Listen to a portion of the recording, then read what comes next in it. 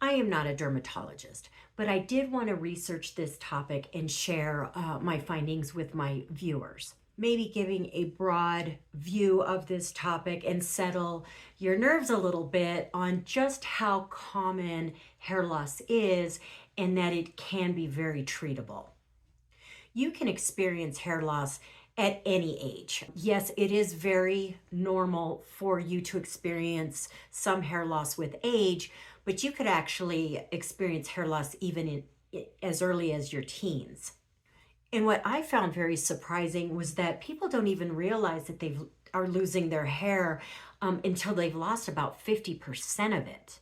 And there is a difference between hair loss and hair shedding. So it is very normal for people to lose anywhere between 50 to 200 hair strands a day. The first thing you need to do when you notice that you are experiencing some hair loss is to go to a dermatologist. That way they can determine very easily what type of hair loss you're experiencing and find a treatment for you. There are three types of hair loss. The first one is non-scarring, and that one is where the follicle is still viable, so it can grow hair again. Now, there's a couple different kinds that fall into this category. Androgynous male and female pattern hair loss, as well as telium effluvium, which is a stress-related hair loss. The other category is scarring. Now, this is where the hair follicle is replaced with a scar, and then there will be no more further hair growth from that follicle. And then there is hair breakage, and that isn't involving the hair follicle at all. It's actually the hair shaft. And so the hair is actually breaking and not falling out.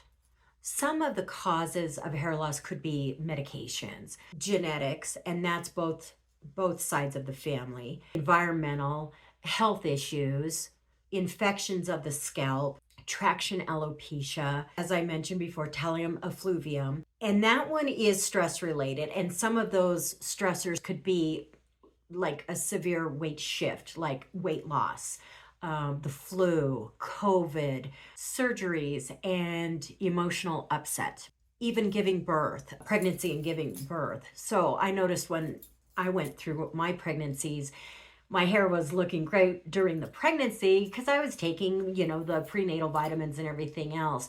But I did then notice after delivering my babies that I had quite a bit more shedding. Our hair strands are always going through 3 different stages of the hair cycle. What hair loss does is it disrupts this cycle. So like telium effluvium, what that does is shift an abnormal amount of hair from the anagen phase into the resting phase. So that means, 6 months down the road that you might start noticing a lot more shedding than normal. And it really does depend on what is the cause of the stress. So if you're continuously under whatever is making your hair loss, you need to resolve that issue and then work on resetting that cycle and getting your hair to start growing back. And a dermatologist will really help you be able to do that because they can identify the issue that is going on, as well as then getting you on a program to help regrow your hair. Here is a list of some treatment options. This list is not comprehensive, but I did want to provide some examples. So the first one is going to be medications: minoxidil, spirulactone, finasteride, anti-inflammatory meds, and even a ketoconazole shampoo can be effective. Supplements are another option. So Viviscal and Nutrafol. Studies have shown that these can be very effective as well. Now there are also other supplements that you could be taking for your hair that could maybe involve like biotin or things like that. And that may improve the health of your actual hair, but those don't necessarily show effectiveness in helping regrow hair.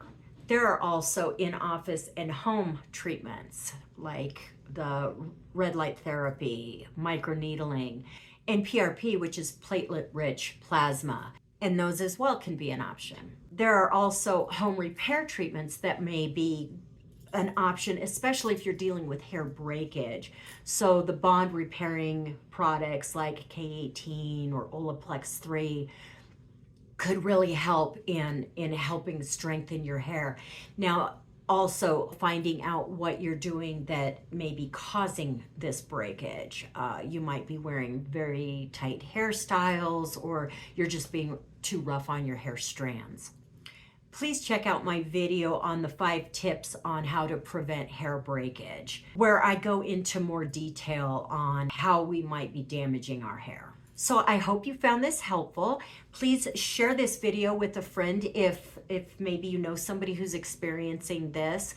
I hope I settled some nerves and provided a little bit of hope if you are experiencing this kind of issue, and that there is treatment out there for you.